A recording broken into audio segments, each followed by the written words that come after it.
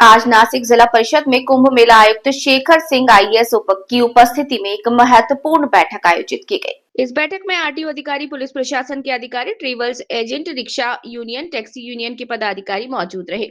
आगामी कुंभ मेले के दौरान श्रद्धालुओं से अधिक किराया वसूलने, लूटमार, पार्किंग की सुविधाएं, रिक्शा यूनियन, ओला उबर रिक्शा की उपलब्धता जैसे कई अहम मुद्दों पर विस्तृत और सुचारू चर्चा की गई।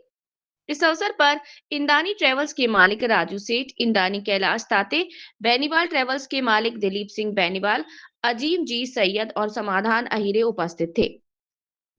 वंदे भारत न्यूज से विशेष बातचीत करते हुए कुंभ मेला आयुक्त शेखर सिंह ने बताया कि आने वाले समय में कार्य प्रगति, कॉरिडोर निर्माण और यातायात और परिवहन साधनों की उपलब्धता पर विशेष ध्यान केंद्रित किया जाएगा। साथ ही ट्रैवल एजेंटों ने भी वंदे भारत न्यूज से खास बातचीत की। नासिक से वंदे भारत के लिए विजय सोनवड़े की रिपोर्ट। आज आम्ही नाशिक जिल्हा परिषद मध्ये ट्रॅव्हल्स एजंट, आरटीओ कार्यालयाचे अधिकारी आणि कुंभमेळा आयुक्तांची मीटिंग झालेली आहे। आता आमच्या बरोबर बातचीत करायला दिलीप सिंगजी बेनीवाल, कैलाशजी ताठे सर, आपलं नाव? अजीम सय्यदजी आणि इंदानी ट्रॅव्हल्सचे मालक राजू शेठ इंदानी। आम्ही त्यांच्याबरोबर बोलणार, काय निर्णय झाला आणि येणाऱ्या काळात ते काय सुविधा आम्हाला देणार आहेत। सर, दिलीप सिंग बेनीवाल सर, तुम्ही काय सांगणार आहे? आज मीटिंग मध्ये काय झालं? नमस्कार, आम्ही Dilip Singh Beniwal travel and tourism business मधून लीडरशिप मध्ये आहे आणि 2015 मध्ये नाशिक टुरिझम कॉन्क्लेव्ह केला होता। येणारे लोकांसाठी व्यवस्था आणि नियोजनसाठी आम्ही भरपूर काम केला। त्यामुळे 2015ला जे कुंभमेळा झाला होता त्याच्यामध्ये काही प्रॉब्लेम नाही आली। अशीच संकल्पनामध्ये आम्ही 2027 ची तयारी करू आणि येणारे जे यात्री धार्मिक पर्यटनसाठी येतात किंवा दर्शनासाठी येतात, कुंभमेळा स्नानासाठी येतात, त्यांच्यासाठी सुरक्षित नियोजन हो अशी आमची अपेक्षा आहे आणि अशीच होणार। धन्यवाद। राजू शेठ, तुम्ही या विषयावर काय सांगणार? आम्ही सध्या या विषयावर जेवढ्या बसेस भाविक येणार आहे त्यांना व्यवस्थित सोय आणि त्यासाठी लक्झरी बस स्टँड सुद्धा करून घेतलेले आहे। त्याप्रमाणे सर्वांना चांगली व्यवस्थित सर्व्हिस मिळेल तशी आम्ही सर्व बस कडून व्यवस्था करू। ताटे साहेब, अजून आपल्याला आयुक्तांकडनं असो या आरटीओ कार्यालयाकडनं आपल्याला अजून काय सुविधा अपेक्षित आहेत? जे बाहेरच्या राज्यातून जे काही प्रवासी कुंभमेळ्याच्या स्नानासाठी या नाशिकच्या कुंभनगरीमध्ये येणार आहेत, तर त्या सर्व भाविकांसाठी आरटीओच्या माध्यमातून म्हणा किंवा नाशिक महानगरपालिकेच्या वतीनं जेवढ्या जास्तीत जास्त सुविधा पुरवण्यात येतील त्या आमच्यासाठी थोड्या कमीच असतील। तर आम्ही आरटीओ प्रशासनाला किंवा कुंभमेळा प्रशासनाला एकच विनंती करतो की आपला नाशिकचा कुंभमेळा सगळ्यात जास्त चांगला कसा होईल, प्रयागराजच्या धर्तीपेक्षाही चांगला करण्याचा आपण प्रयत्न करू। त्याच्यासाठी आम्हाला जेवढं सहकार्य आम्ही प्रशासनाला करू त्याच्यापेक्षा दुप्पट सहकार्य प्रशासनाने देखील आम्हाला करायला पाहिजे अशी आम्ही त्यांना विनंती करत आहोत। सर, आप क्या बताओगे, आप क्या कहना चाहोगे? आज जे मीटिंग झाले ते आयुक्त म्हणून त्यांनी आज वाहतुकीचा जे आयुक्त म्हणून त्यांची नियुक्ती केली। त्यांनी आज आम्हाला सगळ्या वाहतूकदारांना म्हणजे युनियनचे सगळे लोकांना बोलून आज जी मीटिंग घेतली त्यांनी खूप चांगली मीटिंग झाली। प्रत्येक विषयावरती बोलणं झालं का आपल्याला पार्किंगच्या सुविधा कशी करायची आहे, लोकांना त्याच्यामध्ये कुंभमेळा एवढा मोठा होतोय त्याच्यासाठी आपल्याला काय काय सुविधा पाहिजे लोकांची, जेणेकरून आपला कुंभमेळ्यामध्ये लोकांचा येणाऱ्या लोकांना त्रास नाही व्हायला पाहिजे, त्यांची फसवणूक नाही व्हायला पाहिजे, काय काय सगळे विषयावरती काय बोलणं झालं आहे।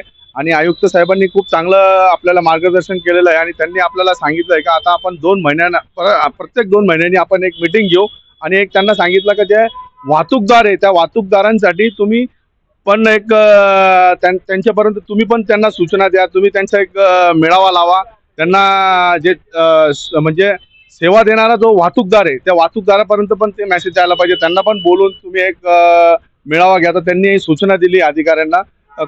कालिदास जे आहे आपला कालिदास मंदिर तिथं एक आपण कार्यक्रम घेऊ आणि तो चांगला करू आणि आपल्या नाशिक शहरामध्ये आज एवढा मोठा कुंभमेळा होतोय त्या कुंभमेळा एक चांगल्या पद्धतीने एक चांगला करू आपण। आपला त्या नाशिकचं नाव आपला पूर्ण भारतामध्ये जाईल असं आपण काम करू। आपण सगळ्यांनी एक ठरवलंय की आम्ही युनियनच्या माध्यमातून एक चांगला मेळावा होऊ आणि त्याच्यामध्ये लोकांची फसवणूक नाही होणार किंवा काहीच असे काय अडचण येणार नाही। आम्ही सगळ्या युनियनच्या म्हणजे लीडर लोकांनी जेवढे बी आलेले होते त्यांनी सगळ्यांनी निर्णय घेतला। 2027 मध्ये नाशिकमध्ये कुंभमेळ्याचं आयोजन केले गेलेलं आहे. भारतासह देश विदेशातून भाविक येणार.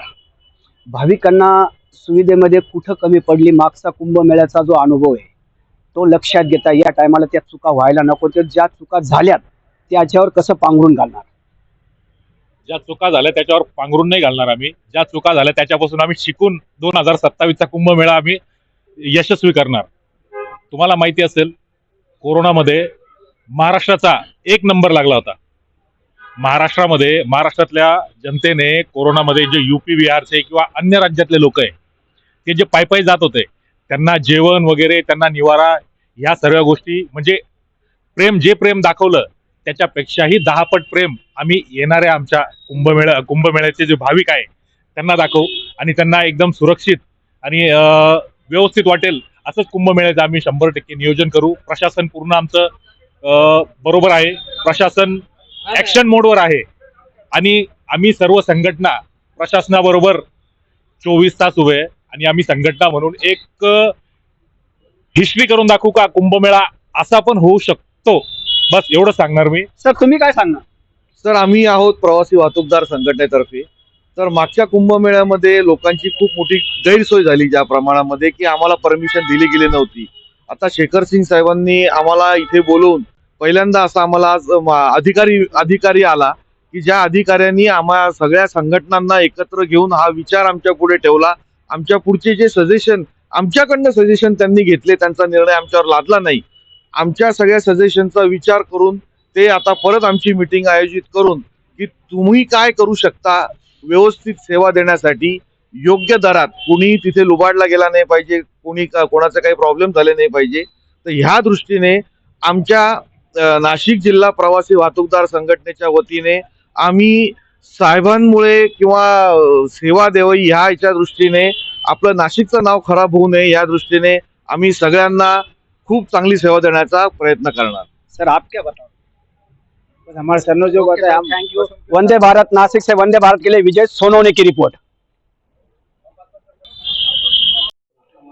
आज अपना कुंभ 2027 नासिक त्र्यंबकेश्वर कुंभ की दृष्टि से जो आज पूरा नियोजन है वो ट्रांसपोर्ट रिलेटेड सभी सेक्टर में अपने ट्रांसपोर्ट यूनियन है, ऑटो रिक्शा यूनियन है, इसी तरीके से अपना टैक्सी यूनियन है, APMC के कुछ लोग थे, RTO, ट्रैफिक पुलिस, सबके साथ आज नियोजन की बैठक ली गई जिसमें कि पूरा अपना मोबिलिटी का प्लान कैसे रहेगा, कहाँ पे पार्किंग वगैरह रखी जाएगी, उसमें सभी के विचार विमर्श भी किया गया. जो आने वाले भाविक हैं उनको जो प्रेडेटरी प्राइसिंग बोलते हैं या डबल ट्रिपल जो रेट है वो ना लिया जाए, इसको लेके बहुत ही अच्छी भूमिका सभी यूनियन के लोगों ने भी ली. और आने वाले जो भाविक हैं उनको सभी को एक कॉमन स्टोरी हमारी तरफ से जाए जो नासिक के लिए वो अपने मन में एक अच्छा विचार लेके जाए कि वो नासिक कुंभ में आए तो उनको अच्छे से स्नान भी हुआ, अच्छे से उनको रिक्शा वाले ने भी, हमारे बस वाले ने भी, सबने बहुत अच्छे से सर्विस दी जिससे कि अपना नासिक का नाम भी बहुत अच्छा रहे और अपना नासिक कुंभ का भी नाम अच्छा रहे. Thank you. सर प्रयागराज की धरती पर नासिक त्र्यंबकेश्वर में कॉरिडोर बनने की बात हो रही है, ये कब तक पूरा होगा? कॉरिडोर अगर आप दर्शन पथ का कॉरिडोर बोल रहे हैं तो त्र्यंबकेश्वर दर्शन पथ का कॉरिडोर हम कुंभ से पहले उसको करने का नियोजन कर रहे हैं और इसी तरीके से रामकाल पथ का भी कॉरिडोर को कुंभ से पहले कंप्लीट करने का नियोजन चल रहा है. Okay sir, thank you.